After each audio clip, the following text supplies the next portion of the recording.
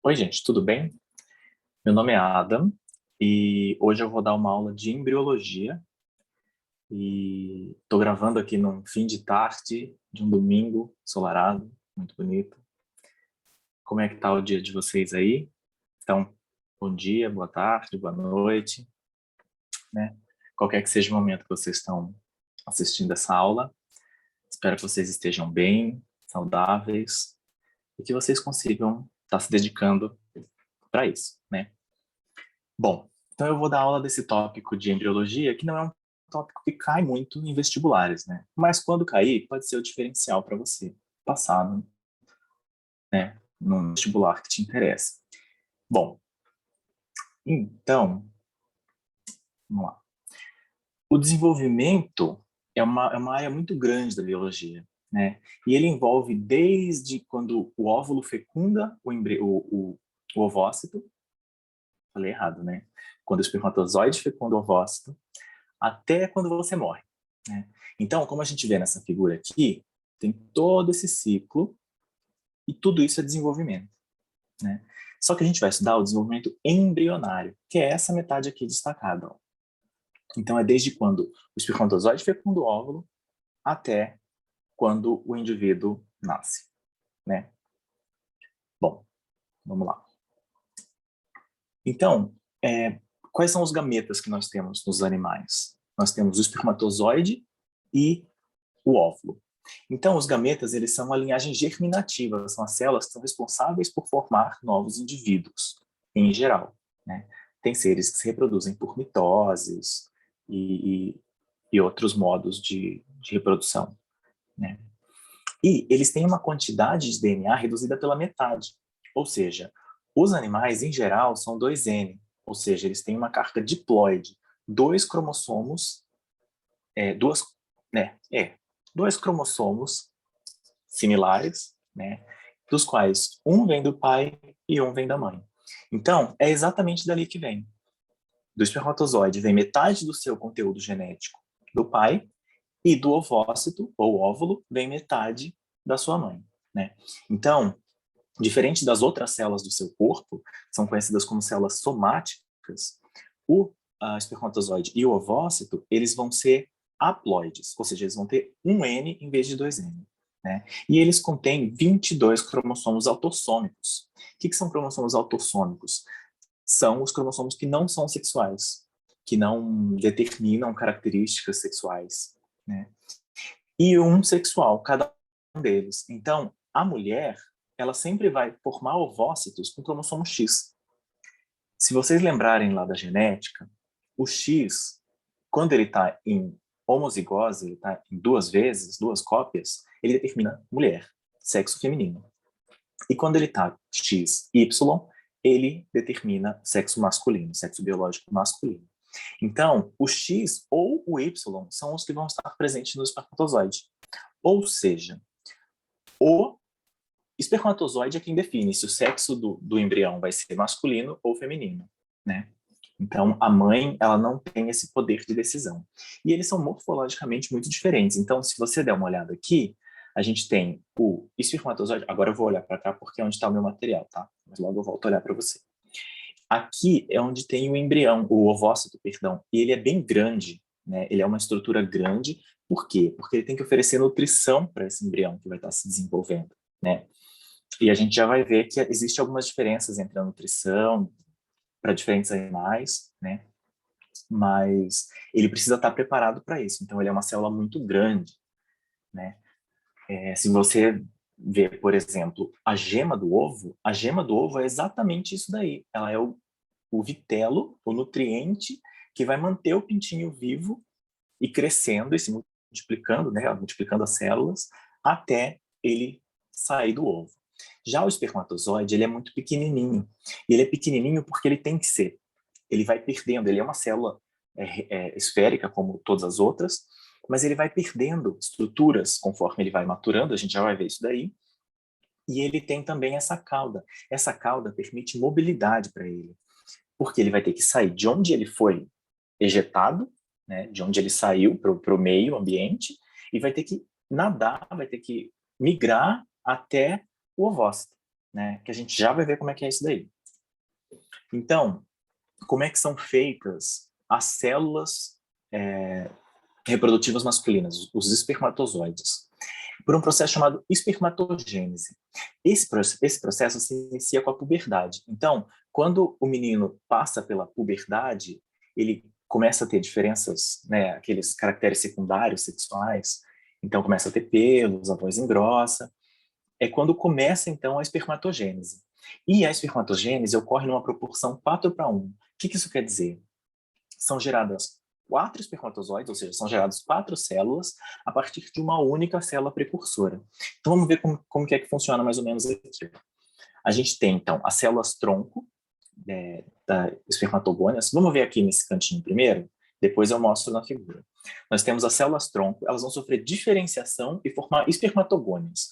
Gônias querem dizer precursores, né? E esses precursores vão sofrendo mitoses, até que se tornam um espermatócito tipo 1. Então, o espermatócito tipo 1 vai sofrer meiose. Vocês talvez se lembrem das aulas que vocês já viram que a meiose, ela divide os cromossomos, né, pela metade, divide o conteúdo genético pela metade. E é na meiose 1 que isso acontece. Então, do espermatócito 1 para o espermatócito 2, você tem a redução pela metade do seu conteúdo genético, né, que é uma meiose, a etapa reducional da meiose, né? E o espermatócito 2 sofre a segunda parte da meiose, se torna uma espermátide. Uma espermátide é uma célula que está quase pronta, mas ela ainda não tem esse formato, essa carinha do espermatozoide. Então, ela sofre um processo de maturação. Essa maturação é um processo chamado de espermiogênese. Deixa eu pegar aqui no meu mouse. Espermiogênese. Esse processo não pode confundir com espermatogênese. Espermatogênese é todo o processo. Espermiogênese é a maturação de espermátide para espermatozoide, tá? Então, aqui na figura, agora eu vou olhar de novo para a minha tela, a gente tem um testículo com os túbulos seminíferos, né? Eles estão todos enrolados ali dentro do testículo e a gente vai dando zoom. Então, a gente dá um zoom em um túbulo seminífero e aqui a gente encontra a luz do túbulo seminífero. Mais um zoom, a gente vê as células em diferentes estágios de progressão, ali de maturação, né? A gente vê também o núcleo das células de Sertoli. Células de Sertoli são células importantes para promover a nutrição dessas células, né? Então, você lembra que elas estão se dividindo ali, estão multiplicando, maturando, mas elas precisam de uma nutrição também, né? E essa nutrição é provida pela célula de Sertoli. Até que elas desembocam na luz como os espermatozoides maduros no túbulo seminífero para sair no ejaculado, né? Então, a gente tem aqui a célula-tronco da espermatogônia, que é 2N, sofre mitose, vira uma espermatogônia, sofre mitose, vira espermatócito primário. O espermatócito primário, ele vai sofrer a primeira meiose e vai gerar 2 células, com metade do conteúdo genético. Cada uma dessas 2 células vai fazer outra meiose, então são geradas 4 espermátides aqui embaixo, né? E essas espermátides são as células que vão sofrer então, essa maturação que é chamada de espermiogênese, tá? Então, deixa eu explicar mais ou menos como que são os meus slides aqui, tá? Eu normalmente coloco figuras com pedacinhos de texto ou com a legenda da própria figura, e aqui no canto inferior direito, eu coloco de onde foi que eu peguei. Essa figura eu peguei do Campbell, de Biologia de Campbell, é um livro para ensino médio, muito bom, tá? Então, se vocês quiserem se aprofundar, se vocês quiserem consultar, tá aí a referência. A ovogênese é a mesma coisa, só que para a célula germinativa feminina. Então, a gente vai gerar um ovócito, ou às vezes se chama de óvulo também. Só que ela é um pouco diferente. Por quê? A ovogênese, ela começa dentro do útero, quando o bebê está se desenvolvendo. Então, quando a menininha está se desenvolvendo dentro da barriga da mãe, ela já está produzindo as suas células germinativas, diferente do menino, que só vai começar a produzir na puberdade. Então, ela vai começar a desenvolver ali dentro do útero e pausa no dictióteno, que é a prófase 1 da meiose. Então, meiose 1, fase de prófase, não sei se vocês já viram ciclo celular, né, mas eu imagino que sim, e lá essa célula vai ficar parada, até que na puberdade você reative esse desenvolvimento, e aí, uma vez por mês, 1 ou 2 ovócitos vão ser maturados até a fase de ovócito 2. Então, ela é uma meiose assimétrica. O que isso quer dizer? Eu vou explicar já já. E ela tem na proporção 1:1. Diferente do espermatozoide, que é 4:1, ali é 1:1. Ou seja, uma célula precursora vai dar origem a um ovócito, né? Então aqui, voltando para minha tela, você tem, do mesmo modo que os espermatozoides, tem células-tronco, sofrem diferenciação, se transformam em ovogônias, sofrem mitoses, se transformam em ovócito 1. E na prófase da meiose 1, ele para. Ele para e fica quietinho. Até que a menina entre na puberdade, e aí você começa a cada mês maturar às vezes mais de um ovócito, que vai seguir, então, completar essa primeira meiose e formar um ovócito 2. Né? Só que, quando você gera um ovócito 2, você fez uma meiose e divide, certo? Só que fica a metade do seu genoma em uma célula e a outra vira um corpúsculo polar, que é isso que eu coloquei como CP aqui. Esse corpúsculo polar, ele é bem pequenininho. Por quê? Por uma questão de economia. Então, você vai querer dar o máximo de estrutura, de nutrientes para essa célula, que vai ser o ovócito. Então, você tira tudo dessa, essa daqui fica bem pequenininha e fica grudada no seu ovócito, né? Aí, a célula esse ovócito 2 faz mais uma meiose e é mais uma vez uma meiose assimétrica. Então, você tem aquele corpúsculo polar ali, e esse ovócito vai dividir mais uma vez e vai gerar o que a gente chama de óvulo. E mais um corpúsculo polar. Só que, aí você pensa, tá, então eu tenho 2 corpúsculos polares? Não. Você vai ter 3 corpúsculos polares. Por quê? O primeiro corpúsculo polar, ele está aqui. Né? Então você tem um ovócito 2 e um corpúsculo polar. Só que quando você completa a meiose 2, você gera o segundo corpúsculo polar, mas aquele primeiro também sofre meiose. Então, aquele primeiro vira 2. Então, no fim das contas, você vai ter um, que a gente chama de óvulo, né? E 3 corpúsculos polares, tá? Só que a gente só vai chamar de óvulo quando já foi fecundado. Então, tecnicamente, essa célula ela vai estar parada na forma de ovócito 2 até quando o espermatozoide se encontra e fecunda essa célula, tá? Então, quando o espermatozoide fecundou, aí sim você vai ter o óvulo e vai ocorrer um processo de anfimixia. Tá aqui, ó. Essa anfimixia quer dizer a mistura do DNA que veio do pai, aquela metade dos cromossomos da célula que veio do pai, e metade da mãe. Eles vão se misturar e gerar um indivíduo completamente novo, completamente não, mas diferente do pai e diferente da mãe, um indivíduo completamente único, tá? Então vamos voltar aqui para a figura, mesma coisa, célula germinativa primordial, divisões mitóticas, se transforma em ogônia, mais divisões mitóticas, se transforma em ócito primário. Tudo isso ocorre antes da menina nascer, lá no ovário dela, antes de nascer. Então, aqui parou. Parou no dictióteno, prófase 1 da meiose, tá aqui, ó.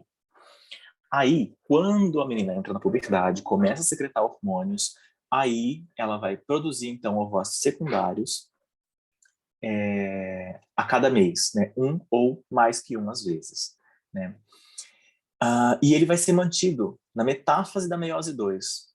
Então, por isso que eu falei que o óvulo mesmo é só quando o espermatozoide já fecundou essa célula, tá? Talvez isso não seja relevante para vocês, é mais uma questão de usar os termos corretos e coisa e tal, tá bom? Então, aí, há o processo de ovulação, que na verdade não é ovulação, né? É uma ovocitação. Então, você expulsa o ovócito do ovário e ele vai ser captado pelas fímbrias, então são estruturas que estão ali capturando o que sair desse ovário, né? E vai entrar na tuba uterina. E só quando o espermatozoide fecunda esse ovócito 2, que ele vai concluir essa meiose e vai se transformar em um óvulo fecundado, tá?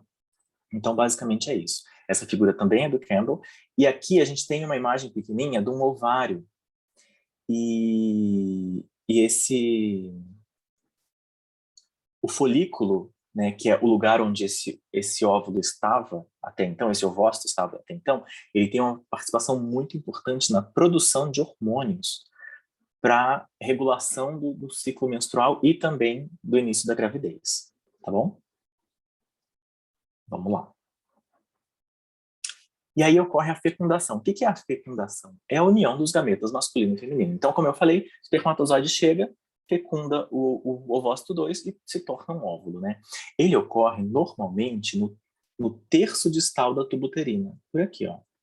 Então, aqui você tem o ovócito, perdão, você tem o ovário, né? Os ligamentos que o seguram, ligados ao útero e à tuba uterina, e as fímbrias da tuba, que são tipo uns cabelinhos, assim, não são cílios, mas são umas fímbrias, vamos ver, como se fosse uma franja. E ela vai estar lá e vai capturar esse ovócito para dentro da tuba, né? Então, aqui dentro da tuba, vamos ver, cadê meu mouse? Aqui a gente tem, vamos ver, ele está meio lento.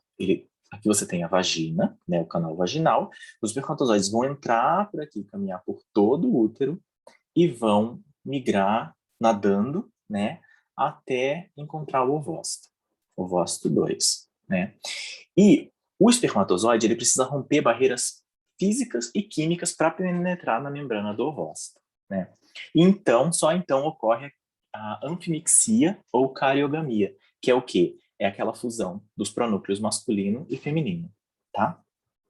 Só que, como que o espermatozoide sabe para onde que ele tem que ir? Né? Essa é uma pergunta relevante.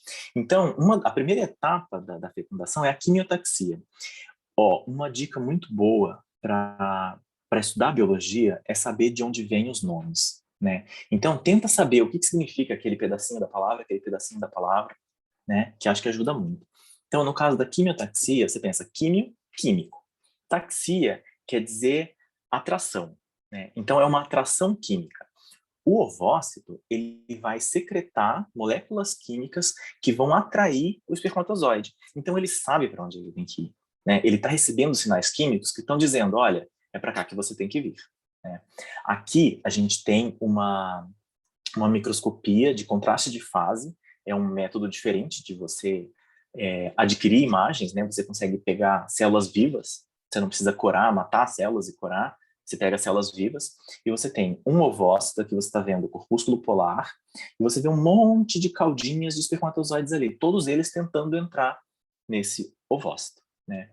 Então, vamos ver agora no esquema aqui como é que fica mais simples, ó. A gente tem o primeiro corpúsculo polar, que a gente encontra aqui, nessa imagem real, né? E o espermatozoide ele vai tentar entrar nesse ovócito. Mas, como eu falei, ele tem barreiras químicas e físicas que podem não, né? Que vão dificultar a sua entrada ali. E aí, quando o espermatozoide consegue entrar, ele vai colocar o seu DNA ali dentro, o seu pronúcleo, né? E o pronúcleo masculino e o pronúcleo feminino vão se fundir e vão gerar, como eu falei, aquele indivíduo novo, né? Então, vamos para a próxima, ó. E aquela barreira que eu falei? São duas barreiras. É a corona radiata, que são essas celulinhas em roxo, e aqui, mais uma vez, a gente tem uma figura que é um corte histológico, né? São imagens reais, só que agora são fixadas e coradas, né? E a corona radiata são células foliculares que sobraram lá de quando elas saíram do ovócito. Então, o ovócito ele não sai limpinho, ele sai com essa capa de células em volta, que é chamada de corona radiata, tá? São células foliculares do ovário.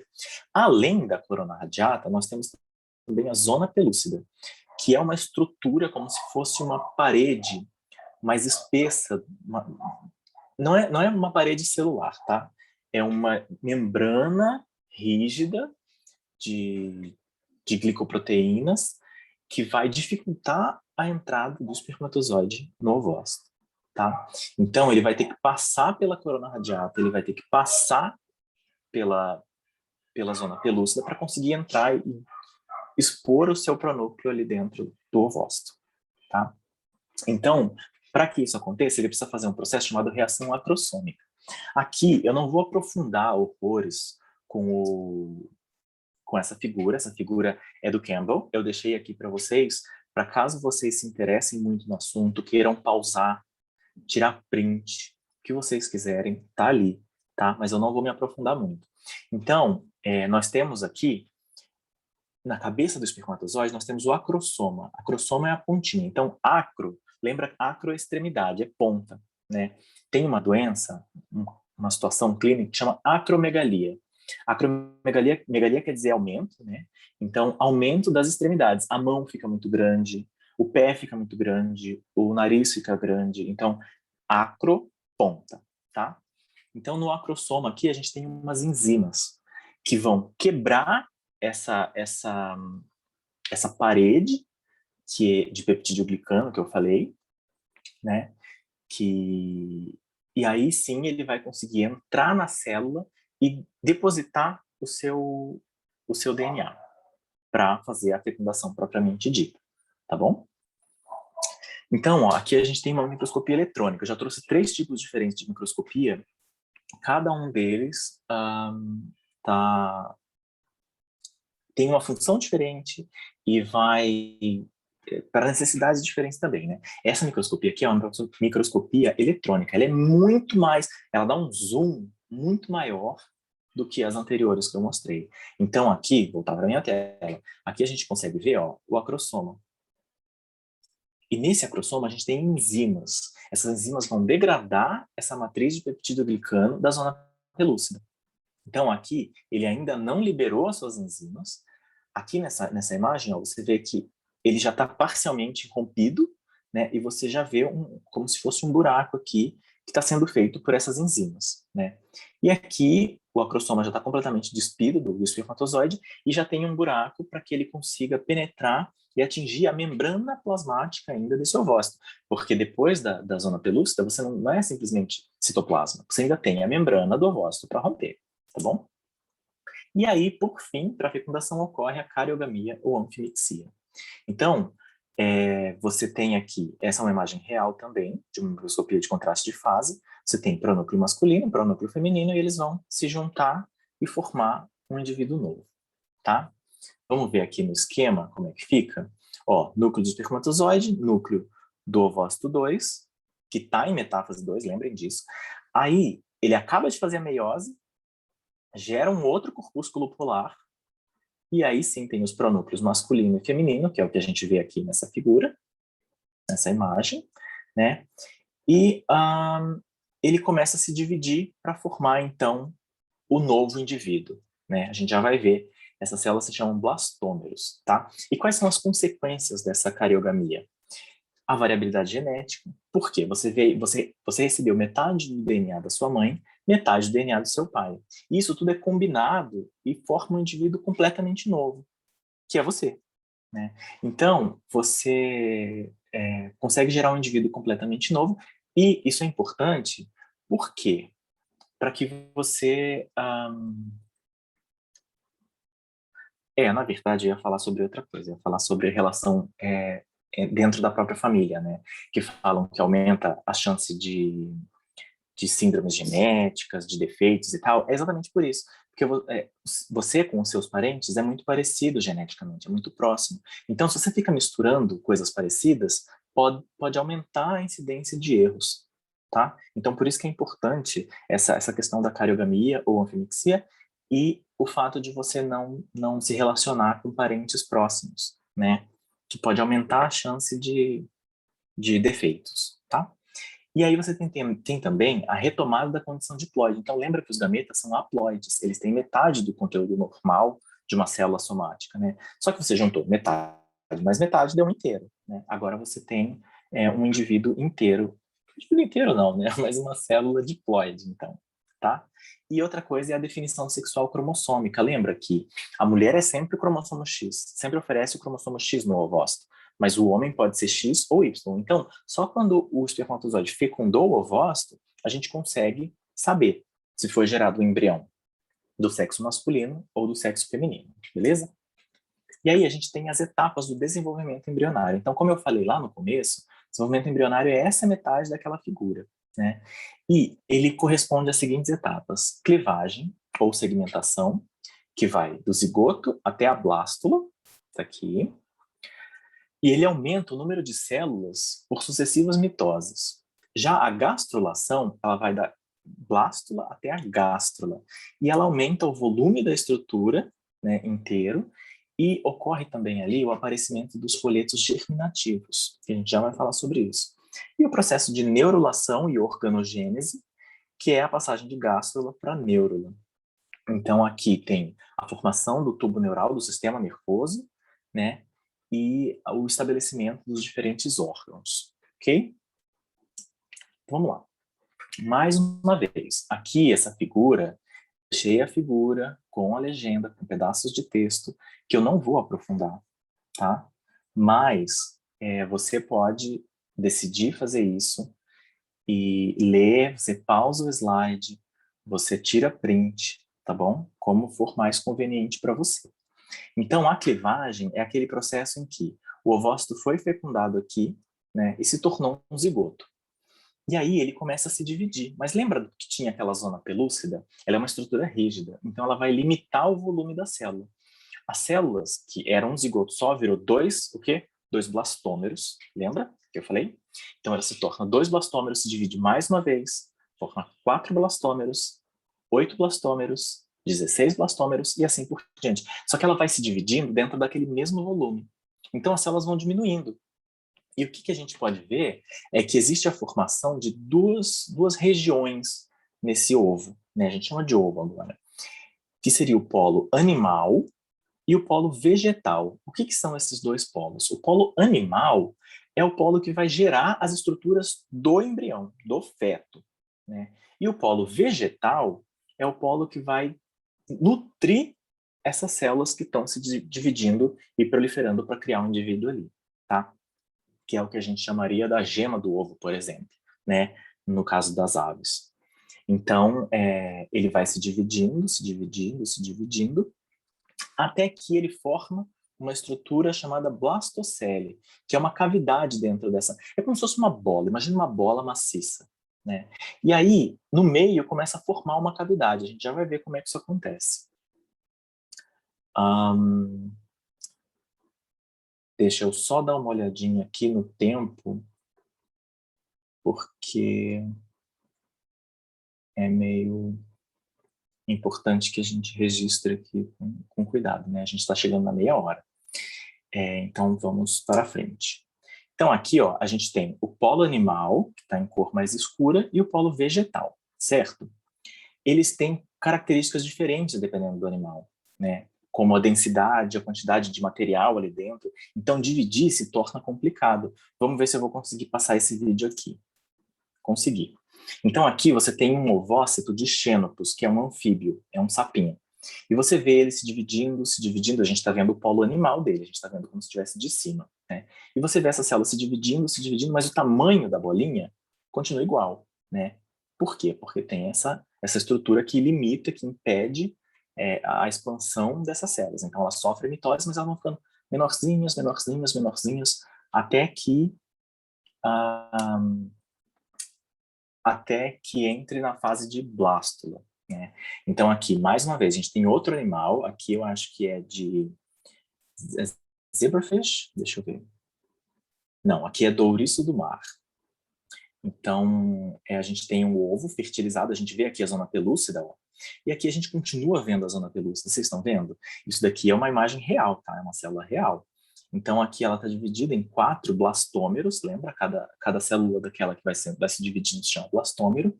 E aqui você tem o blastômero que já está se expandindo e formando uma blastocele. Cele quer dizer cavidade.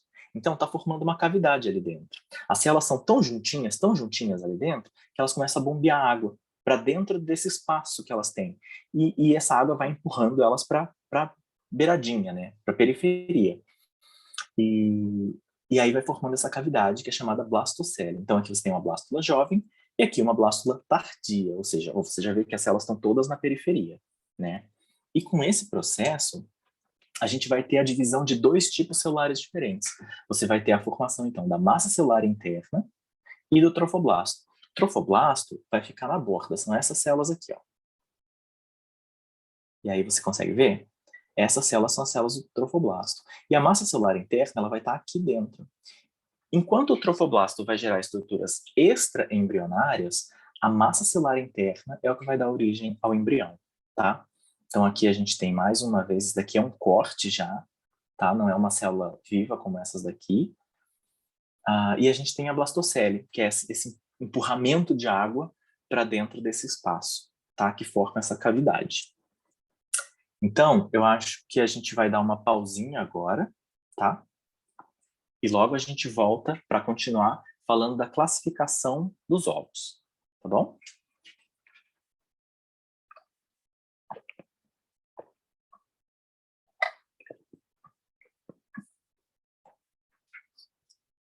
Bom, gente, vamos lá? Vamos continuar aqui então, né? A gente estava falando sobre a blastocele, então até na fase de blástula a gente chegou, né? E aí, lembra que eu falei que as divisões podem ser mais ou menos complicadas, dependendo, desculpa, dependendo do conteúdo que tem ali naquela célula, né? Então, ó, a gente tem diferentes tipos de óvulos, de acordo com o tipo de vitelo, com a quantidade de vitelo. Então, vitelo ou lécito são aqueles nutrientes, lembra que eu falei que o ovo ele tem que sustentar esse embrião até que ele consiga nascer, na maioria dos animais, né? Então, vitelo ou lécito vai nutrir. E ele varia de acordo com a quantidade e com a distribuição. Então, a gente vê oligolécito ou alécito. São ovos que têm pouco, oligo é pouco, tá? Lembra disso? Oligoquetas, por exemplo, poucas cerdas. Oligolécito tem pouco vitelo, ou alécito, sem vitelo. Então, você vê que tem pouco vitelo distribuído igualmente ali por toda a estrutura. Já o ovo heterolécito, hétero quer dizer diferente. Então, ele tem uma distribuição diferente de vitelo, de nutrientes, né? Então, você tem o polo animal, onde está o núcleo dessa célula, né? E o polo vegetativo ou vegetal, que vai ser onde está todo o vitelo. E, às vezes, ele é mais difícil, ele é mais denso, então a célula não consegue dividir inteiro. Aí ela começa a dividir desigualmente, a gente já vai chegar nisso. Aqui a gente tem, então, telolécito, lembra que telo, extremidade. Então, o vitelo fica ocupando toda uma região aqui da extremidade, né, a gente poderia dizer assim, e o polo animal fica mais restrito a uma outra ponta, né? Como você vai falar ponta de uma coisa esférica, né? Mas ela fica restrita a uma região desse ovo, tá bom? E o centro-lesto, que como o próprio nome já diz, o vitelo está no centro aqui, tá bom? É isso. Então, vamos lá. Aí, cada tipo de ovo, perdão, tem características diferentes. Então, por exemplo, o ovo isolécito, né, ele tem pouco vitelo e ele ocorre em mamíferos placentários, por exemplo. Ele tem pouca quantidade de distribuição homogênea.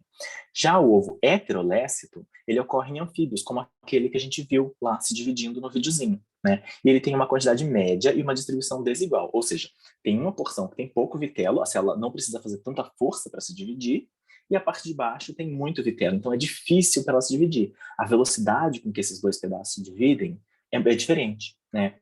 Aí a gente tem o telolécito. O telolécito, ele ocorre em peixes, répteis e aves.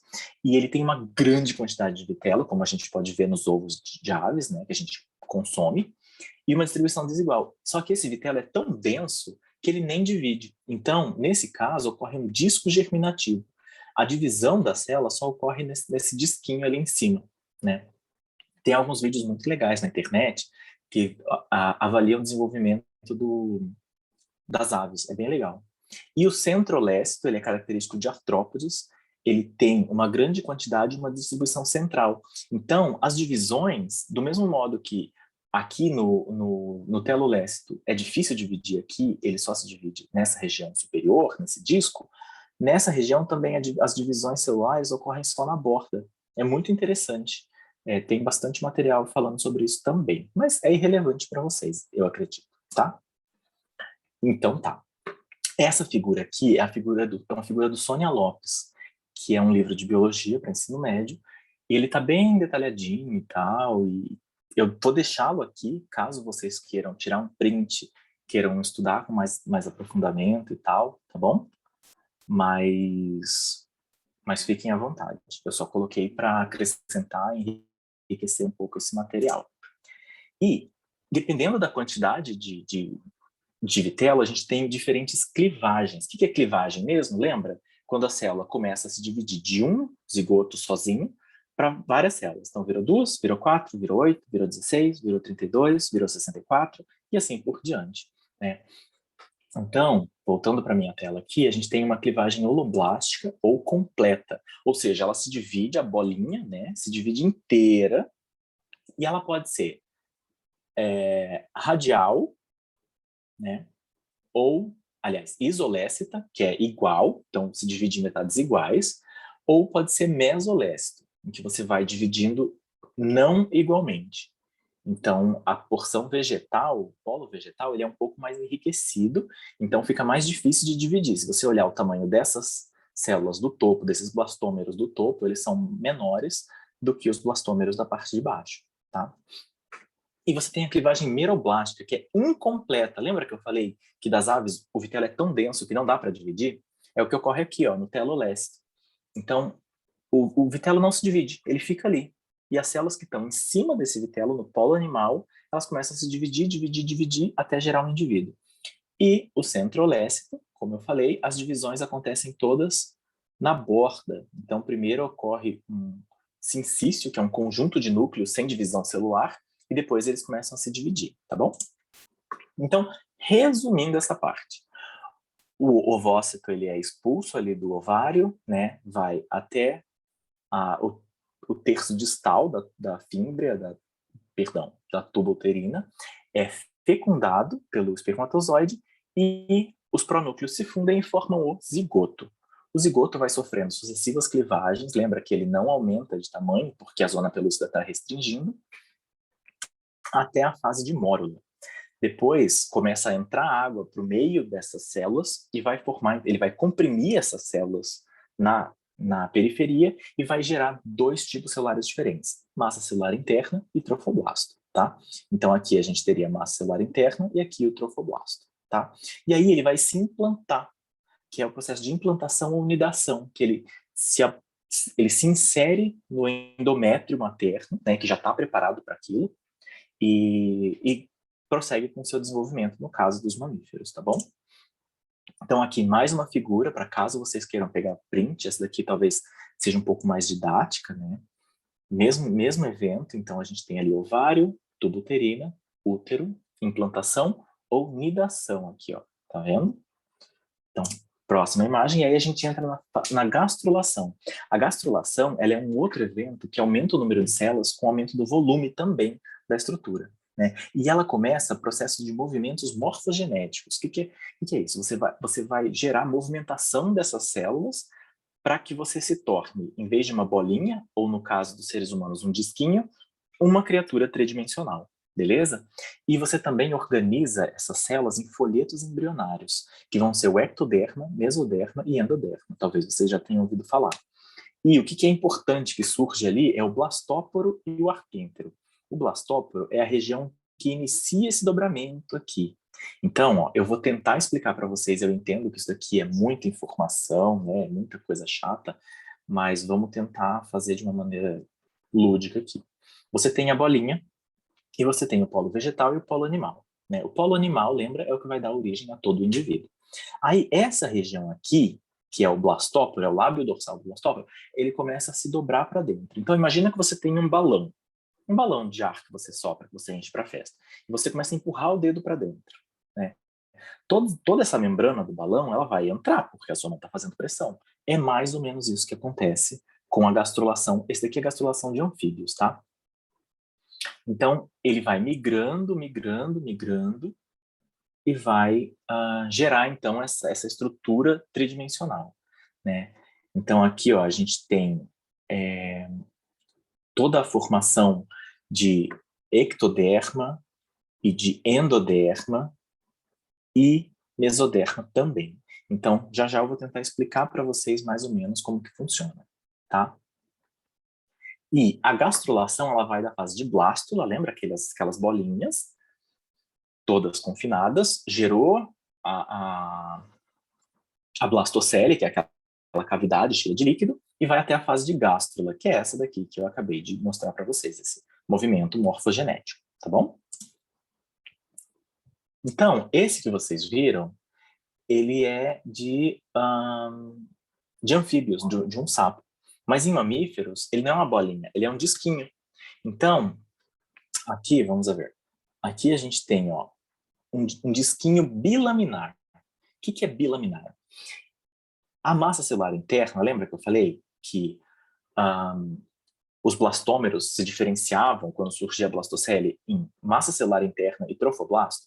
Agora essa massa celular interna ela vai se multiplicar não, também vai se multiplicar, mas ela vai se diferenciar em epiblasto e hipoblasto. Então lembra, epi acima, hipo abaixo, tá?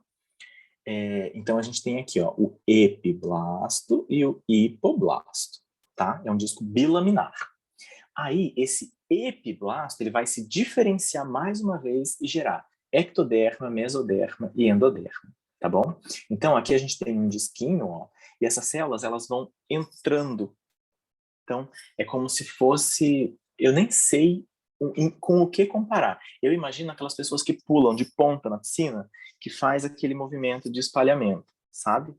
Mas é isso que elas fazem. Elas têm uma linha que é formada, que é a linha primitiva, e as células vão entrando e se delaminando entre o epi e o hipoblasto. E vai substituindo, então, né? Aqui você tem o hipoblasto, ele vai sendo substituído, ó, o hipoblasto está em verde, ele vai sendo substituído pelas células do epiblasto, que vão se diferenciar em endoderma. E esse espacinho aqui, que vocês conseguem ver no meu pointer, eles vão ser ocupados, então, por mesoderma, tá bom? São termos que talvez apareçam, talvez não, dependendo do vestibular que vocês estão fazendo, tá bom? Então, ele vai passar de um disco diblástico, como nós temos aqui, com epiblasto e hipoblasto, para um disco triblástico, que nós já vamos ver, que vai ter ectoderma, mesoderma e endoderma. Vamos lá. Aqui a gente tem uma figura bem densa, essa figura é do Campbell também, muito boa. Então, a gente tem nos humanos como é que isso ocorre, né? O bom é que aqui está marcado já em azulzinho, ó. Você tem a massa celular interna, que é aquele tecido que a gente viu lá na blastocele, dos blastômeros que se desenvolveram, e ele se diferencia em epiblasto e hipoblasto, né? Aquele disquinho bilaminar, né?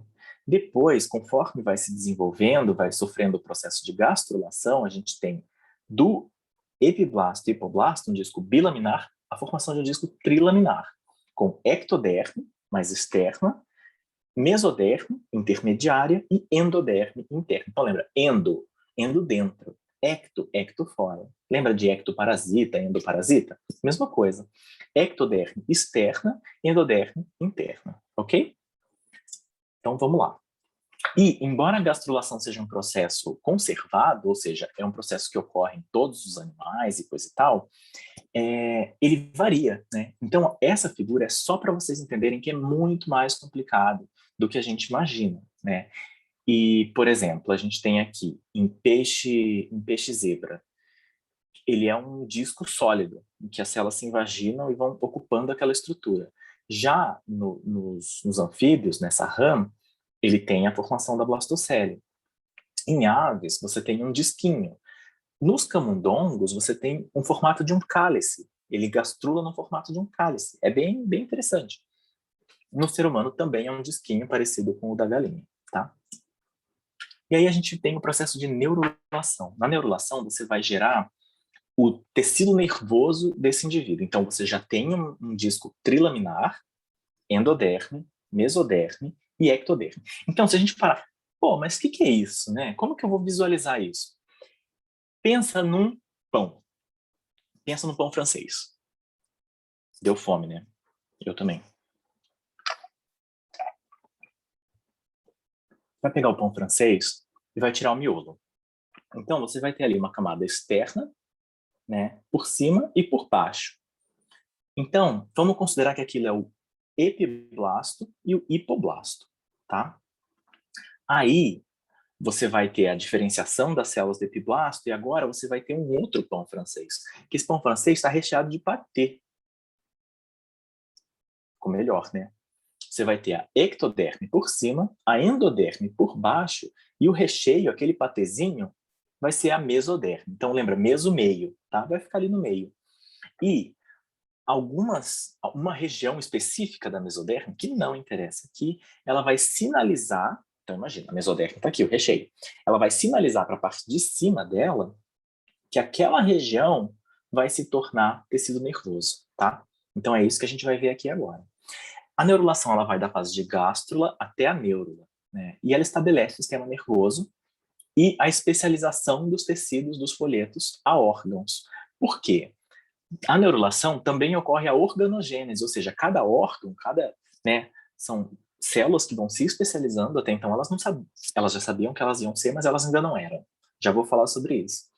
E então elas vão se juntar de acordo com as suas afinidades e gerar os primórdios dos órgãos, tá bom? Então vamos ver aqui nessa figura. Ela tá um pouco borrada. Eu peguei de um livro de graduação e ela é escaneada, então talvez não fique tão bom para ler, tá? Tentei deixar no maior tamanho possível para ficar agradável. Mas então você tem aqui, vamos esperar meu mouse responder. Você tem aqui então o ectoderma e essa região da mesoderma embaixo desse ectoderma, ela vai sinalizar, olha, aqui em cima vai ser célula nervosa, tá? Então vai gerar essa daqui que a gente vê como uma placa neural. E a placa neural começa a fazer dobramentos. Então, é como se ela fosse por movimento de células mesmo, né? As células vão se dividindo, se multiplicando e se movimentando, e vai fazer um dobramento até que ele se feche aqui. Então, a gente está olhando de cima, né? Aqui a gente está olhando de cima, mas olhando num corte, a gente consegue ver aqui, ó, mesoderma em vermelho, endoderma em amarelo, e a placa neural se dobrando, ó. Você vê, olhando de cima, a gente vê ela se dobrando. E até que esse tubo se fecha, essas dobras neurais, elas se encontram e se fecham, formando, então, o tubo neural, tá? Que surgiu do ectoderma, lembra disso, e se separa, então, do ectoderma, formando um tubo oco ali dentro, tá bom? Então, mais uma vez, uma figura para exemplificar isso, em diferentes pontos, ó. Nessa região aqui, é a região mais cefálica, mais próxima da cabeça. Aqui já medial e aqui mais caudal, tá? Então, esse dobramento, ele vai ocorrendo e, normalmente, ele ocorre da frente para trás. Então, você vê que na parte cefálica, na parte da cabeça, ele está mais avançado, esse desenvolvimento da neurona, né? Do processo de neurulação. Então, isso é normal, tá? Aqui, mais uma vez, uma figura. Aqui a gente tem uma imagem, ó, que é uma microscopia de contraste de fase também, ou de campo claro, que mostra um ovócito de Xenopus, que é aquela rã que eu falei para vocês, e olhando de cima, são aquelas dobras que a gente viu na figura anterior. Vamos voltar ali. Ó, são essas dobras. Eu ia apontar com o dedo. São essas dobras aqui que a gente está vendo. Aqui, ó. Ele está desse jeitinho aqui na próxima figura. Ó, vocês conseguem ver? Aqui, ó. Estou tentando apontar com o meu... Isso. Então, aqui a gente vê, então, endoderma mais interno, mesoderma no meio, preenchendo essa estrutura, e o ectoderma, tá? Aqui mais um exemplo, se vocês quiserem ler o texto, conseguirem ler o texto, tira print, pausa o slide, pausa o vídeo, no caso, né? Como vocês acharem melhor, tá bom?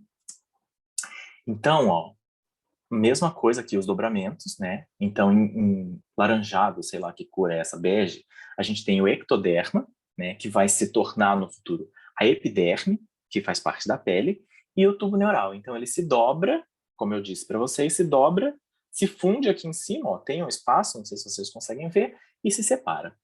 E aqui a gente tem umas microscopias eletrônicas lindas. Na verdade, essa da direita é eletrônica, da esquerda é microscopia de fluorescência, mas também é linda demais. Que você vê o dobramento do tubo neural. Então aqui ele ainda não completou, ó, ele não se fechou, né? Mas essas células elas vão se fundir e como a gente está vendo aqui, ó, elas se fundiram, formaram um tubo neural e elas vão se desligar desse ectoderma que está revestindo todo o embrião, tá bom? Então, em resumo, é isso que eu falei. A gente tem fecundação, pronúcleos se juntam, começam a se dividir, essas células ficam muito juntinhas, ó, como a gente vê aqui nessa figura, e começa a empurrar água para dentro e formar blastocele. Nesse empurrar água líquido para dentro e formar blastocele, você tem dois tipos celulares diferentes agora. Você tem trofoblasto e massa celular interna, que está aqui dentro, numa cor diferente, né?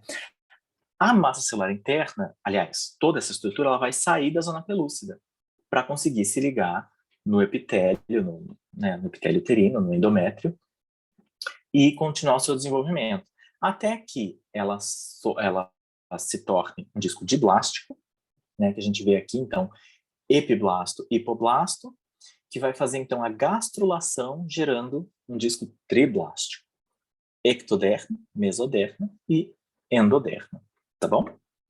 E aí começa a ocorrer um monte de outros dobramentos que vocês provavelmente vão ver no sistema reprodutivo, beleza? Então tá, aqui a gente tem um videozinho para finalizar. Eu não vou passar o vídeo todo, mas é o desenvolvimento desde lá da fecundação, tá bom? Então a gente tem a fecundação, veja, ele começa a se dividir. E aí fica difícil para dividir a célula inteira, né? E ele vai se dividindo, só que de maneira desigual, né? Até que no polo animal, a gente está vendo o polo animal aqui de cima. Ó, vendo uma vista lateral, a gente vê o polo animal e o polo vegetal embaixo. O polo animal se divide mais rápido, as células estão menores, né? Olha quantas células no polo animal já se dividindo, se dividindo, se dividindo. E aí ele vai começar a fazer a gastrulação. Lembra daquele lábio do blastóporo? É aquilo ali, ó. Ele está entrando, como se fosse do balão lá empurrando, ele está entrando dentro dessa estrutura para formar uma criatura tridimensional, tá bom? E aqui já já ele começa a neurulação também, ó. Vocês conseguem ver essas dobrinhas formando ali em cima? Eu não sei se vocês vão estar conseguindo ver bem, ó. Ele mostra com uma seta as dobras da placa neural que vão formar o tubo neural, tá bom? E aí, logo no começo, as células sabem o que elas vão ser, sabia? Isso é muito legal, né? Isso daqui é uma coisa que não vai cair em vestibulares para vocês, mas é uma coisa muito legal e eu tinha que trazer, que é o destino dos folhetos. Então, aqui a gente tem diferentes blastômeros de diferentes animais. Aqui, eu acho que esse daqui é de um ouriço do mar, aqui é de um anfíbio, né, de uma rã. Esse daqui eu não me lembro. Esse daqui também acho que é de uma rã.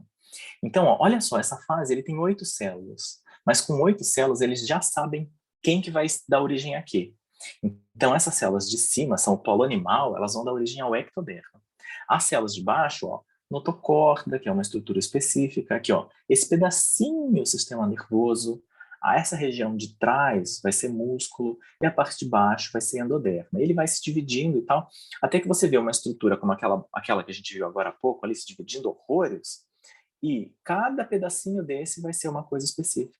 Ó, nariz, olho, cérebro, epiderme, medula espinal, aí cabeça, notocorda, músculo. Ou seja, as células, desde o começo, elas já sabem o que elas vão ser. E elas vão se movimentando com essa confiança. Eu já sei para onde eu tenho que ir. E é muito legal, né? Claro que existe toda uma sinalização química molecular, né?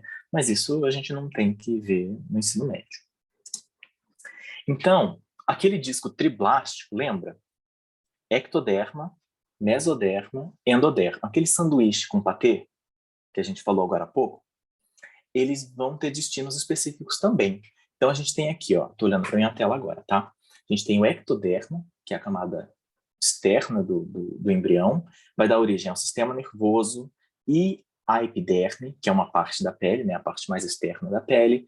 Do mesoderma, você vai ter a formação de ossos, rim, sangue, músculos.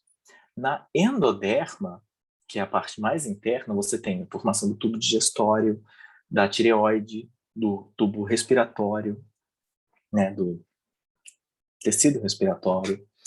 E lá separadinho ficam as células germinativas. Elas não se misturam nessa história toda, tá? Vamos ver. Então, basicamente é isso. E com base em todas essas características, a gente pode classificar os animais de acordo com a embriologia, né? De acordo com algumas características. Então, a primeira é quanto à presença de folhetos. O que são os folhetos? São aqueles diblásticos, ou 2 folhetos, epiblasto e hipoblasto, lembra? E no caso da gástrula já desenvolvida, ectoderma, endoderma e mesoderma. Então, se eles forem ablásticos, o que isso quer dizer? Que não tem folhetos.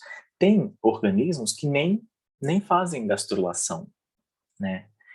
E eles são ablásticos, eles nem têm tecidos, na verdade, né? Que são os poríferos, as esponjas. Já diblásticos possuem só ecto e endoderma, que é o caso dos quinidários.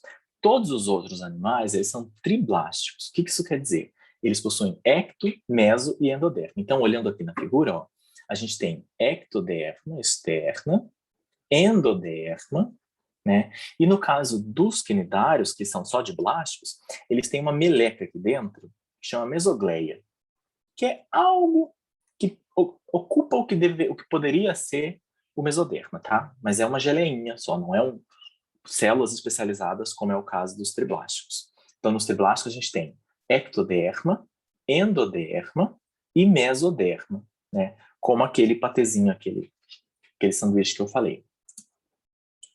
Você pode classificar também quanto ao destino do blastóporo. Lembra aquela estrutura lá, que é o que entra quando a gente aperta o balão lá? É a célula que determina a mudança de uma estrutura quase bidimensional, né? No caso dos humanos é um disquinho bidimensional para uma estrutura tridimensional.